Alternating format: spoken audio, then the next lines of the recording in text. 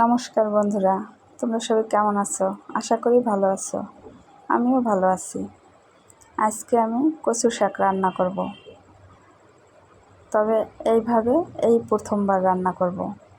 আগে রান্না করেছি, তবে মাছের মাথা দিয়ে, কিন্তু কাঁঠালের বিচি দিয়ে কখনো রান্না করিনি। প্রথমে কচু শাকগুলো একটু ঢাকনা দিয়ে ঢেকে নরম করে নেব, তারপরে মশলাগুলো দেব।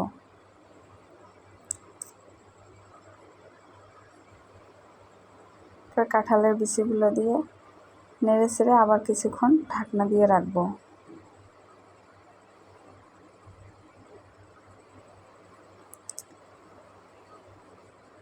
আরও কিছু গুঁড়ো মশলা দিয়ে দিলাম, তারপরে নেড়ে চেড়ে নামিয়ে নেব। তবে দেখতে যেরকমই হোক, খেতে ভালোই ছিল। আগে আমার ছেলে আর বরকে দিয়ে টেস্ট করিয়েছি, তারা খেয়ে যদি ভালো বলে তাহলে আমি খাবো।